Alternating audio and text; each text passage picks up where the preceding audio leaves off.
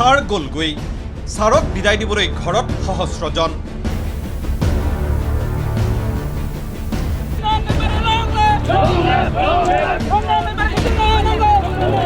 উদালগুৰিৰ আমবাগানত প্ৰতিধ্বনিত এটাই বাক্য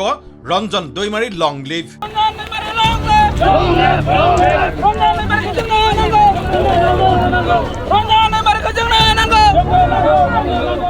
এয়া সেই দৃশ্য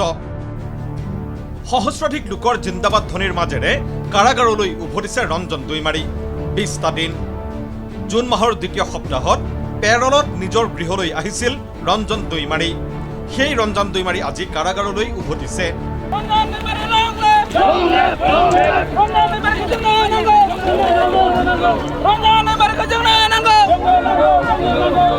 ৰঞ্জন দৈমাৰীক কাৰাগাৰলৈ বিদায় জনাবলৈ আহিছে এই লোকসকল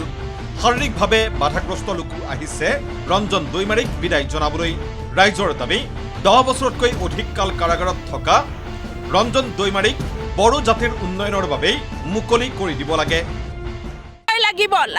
লাগিব যেনেকে হলেও লাগিব আনে যেনেকে মুকলি আছে আমাক ৰঞ্জন ছাৰক আমাক তেনেকুৱা মুকলি কৰি দিবই লাগিব ৰঞ্জন ছাৰক আমাৰ এইটো মানে আহিব লাগে সোনকালে মানে বড়ো জাতিৰ কাৰণে মানে ভাল কাম কৰিবৰ কাৰণে মানে আমাক এই ৰঞ্জন দৈমাৰী আমাক লাগে প্ৰসংগক্ৰমে উল্লেখ কৰিব পাৰি যে 2008 চনত ৰাজ্যত হোৱা ধাৰাবাহিক বোমা বিস্ফোৰণৰ ঘটনাত আদালতে দোষী সাব্যস্ত কৰিছিল এনডিএফবি নেতা ৰঞ্জন দৈমাৰীক গুৱাহাটীৰ গণেশগুৰি পাণবজাৰ কাছাৰী বৰপেটা ৰোড আদিকে ধৰি কেইবাটাও স্থানত সংঘটিত বোমা বিস্ফোৰণত অৰ্ধশতাধিক লোকে প্ৰাণ হেৰুৱাইছিল সেই গোচৰতেই আজীৱন কাৰাবাস খাটি আছে ৰঞ্জন দৈমাৰীয়ে কিন্তু শেহতীয়া বড়ো চুক্তিৰ পিছত কাৰাৰুদ্ধ এনডিএফবি নেতাজনক মুকলাই দিয়াৰ কথা চলি আছে কিন্তু চুক্তিৰ 5 বছৰৰ পিছতো কাৰামুক্ত হ'ব পৰা নাই ৰঞ্জন দৈমাৰী আৰু অন্যান্যসকল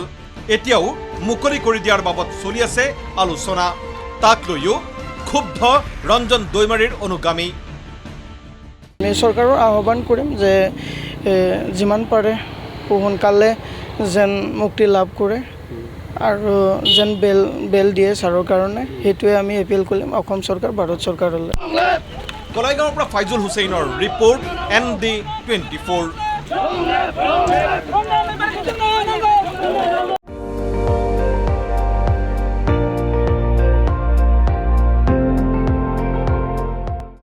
আপুনি চাই আছে ND24 সৰ্বশ্ৰেষ্ঠ নহয় সৰ্বোত্তমৰ দৌৰা